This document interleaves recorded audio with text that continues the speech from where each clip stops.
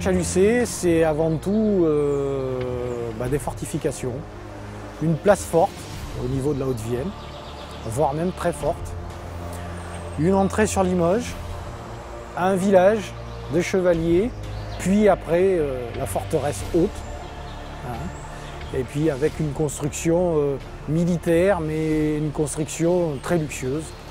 Les archéologues insistent beaucoup sur le fait qu'on est sur un château militaire, château féodal, mais avant tout un palais qui est fortifié.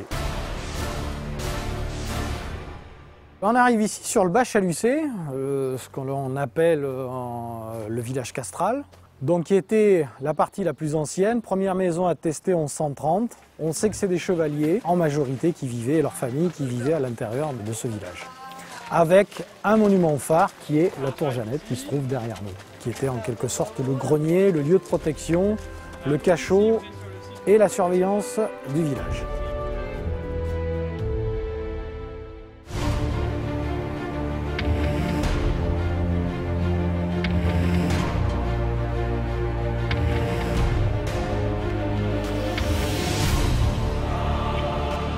En 1594, le site à cette période-là est anglais. Il y a un bandit de grand chemin, on les appelait les routiers à cette époque-là, qui s'appelait Perrault le Béarnais, qui lui rayonnait de manière négative autour, jusqu'à Limoges. Les bourgeois et le clergé de Limoges en ont marre, donnent une rançon.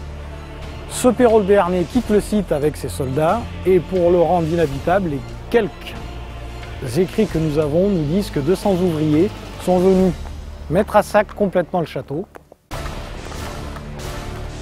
Les gens de Limoges ont été tranquilles, Chaluçay était rayé de la carte. Pour compléter ou préparer la visite, on a créé une application qui s'appelle Chaluçay Aventure. On peut s'en servir soit sur son PC, soit sur une tablette. C'est une archéonaute qui s'est perdue dans le temps à Chaluçay. Elle donne des indices et ça permet de découvrir Chaluçay d'une manière beaucoup plus ludique et de faire éventuellement venir un public qui serait peut-être moins intéressé par l'histoire, mais qui s'accrochera à l'histoire par ce côté justement tactile et ludique.